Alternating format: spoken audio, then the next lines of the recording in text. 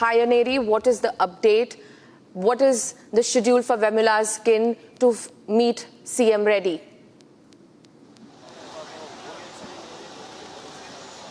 Well, what we have been seeing is that now the new development is that the family members of Rohit Vemula have already arrived at the Chief Minister's residence. Well, we are right outside the Chief Minister's residence, and the meeting of the Chief Minister and Rohit Vemula's family has been going on at his residence. So we'll have to see what are the demands and what talks takes place between both of them. And also at the same time, remember, after the closure report which was submitted by the Telangana Police in the High Court, we had seen that there has been now a growing demand that the case should be reopened, and after Republic broke the story, we see hours after that now the Telangana DGP has also announced and made a statement that saying that the closure report was filed on the 21st of March 2024, but then the report was prepared back then in 2023 itself, but was submitted in the court on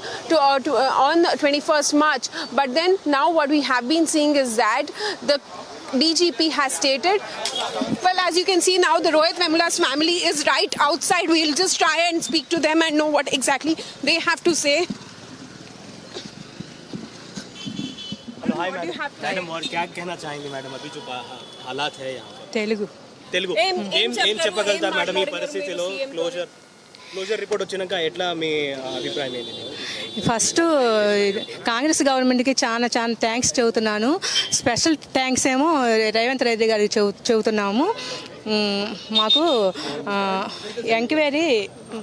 fair enquiry చేస్తానని అని అన్నారు sir, promise చేశారు. మాకు కావాల్సింది కూడా fair ఎంక్వైరీనే.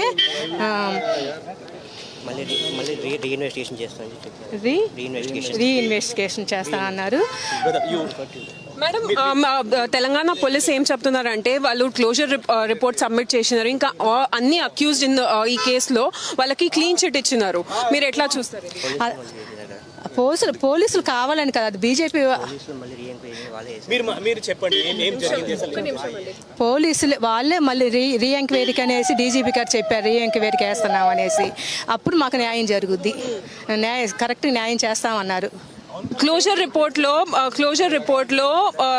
Rohit Vemula Dalit కాదని mention చేశారు. అసలు రోహిత్ వేముల దళిత్ కాదు అన్నది కంటే కూడా నా బిడ్డ చనిపోయాడు కదా, చనిపోయిన దాని మీద ఎంక్వైరీ చేయమని చెబుతుంటే రోహిత్ వేముల దళిత్ కాదని ఎట్లా చెబుతాను? నేను దళిత్ని, నా కొడుకు దళిత్ కాదా? అది అట్లా చెబుతారు అసలుకి. అది చాలా బాధాకరం. చనిపోయిన పిల్లోడిని మళ్ళీ చంపుతున్నారు బీజేపీ గవర్నమెంట్. వీళ్ళు కావాలని కుట్రతో చేస్తుంది. ఇక్కడ బీఆర్ఎస్ గవర్నమెంట్ ఉండే అప్పుడు రిపోర్ట్ తయారైంది, మొత్తం ఫైనల్ అయింది. దాని తర్వాత కాంగ్రెస్ గవర్నమెంట్ హయాంలోనే ఈ రిపోర్ట్ సబ్మిట్ అయింది కోర్టులో ఆఫీషియల్లీ. దీన్ని ఎలా చూస్తారు? ఇది 2018లో చేసిన ఎంక్వైరీనే వీళ్ళు సబ్మిట్ చేశారు. ఆ తర్వాత మాకు చేయలేదు ఎంక్వైరీ. ఈ గవర్నమెంట్ వచ్చినాక మళ్ళీ మాకు ఎంక్వైరీ చేయలేదు. ఆ పాతదే వాళ్ళకి అనుకూలంగా బీజేపీ వాళ్ళు అనుకూలంగా చేసుకొని దాన్ని సబ్మిట్ చేశారు. ఇప్పుడు సీఎంతో మీరు కలిసినారు, ఏం చెప్పినారు చీఫ్ మినిస్టర్? ఇంకా ఏం అష్యూరెన్స్? మీ డిమాండ్ ఏంటిది?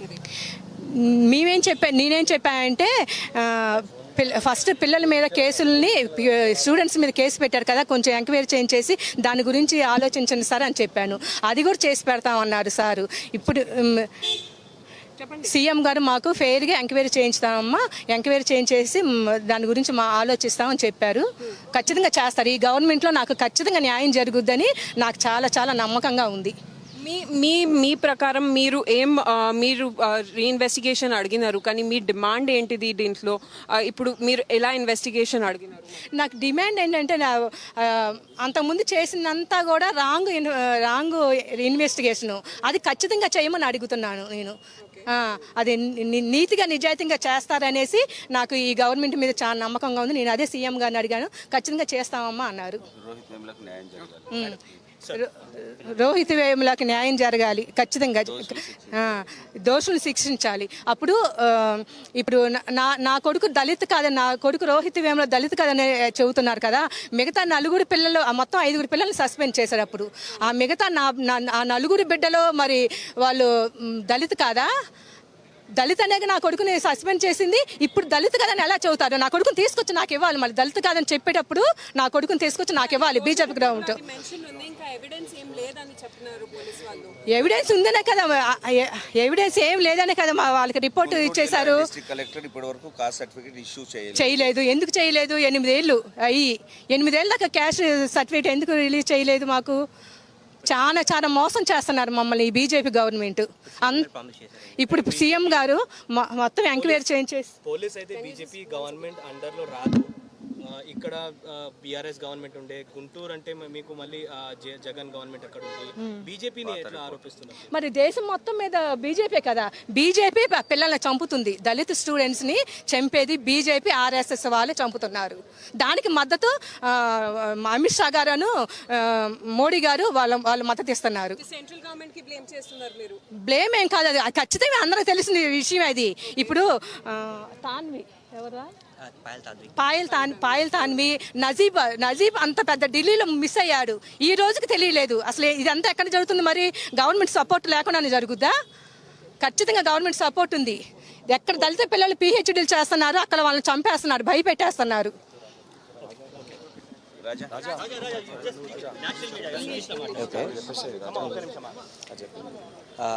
I thank Chief Minister Revanth Reddy sir for giving an opportunity to meet him, and we also requested him to reinvestigate with a fair and transparent manner. So he promised us to do it, and he also promised us to look into the matters which have been imposed. The case has been imposed on the students. There all around 70 cases it's been.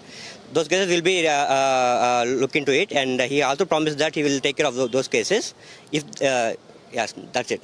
These two promises. Well, we see that the closure report mentions that all the accused in this case have been given clean sheet and there was no evidence, is what the police officials say. And the report was prepared back then last year itself. That was when BRS government was there. So, what do you say? Didn't you get DGP's statement? Yeah, that is after there were concerns which were raised by. That report was finalized in 2017 itself. So when there was a committee in Guntur district, so they asked district collector to give a cash status. That was still pending till today. That was not finalized. How can the police file a report that we are not Dalits? So that was not true, and we asked the Chief Minister to make a clean, fair and transparent. As the Chief Minister said, you have met the Chief Minister. He promised to investigate in a fair and transparent manner.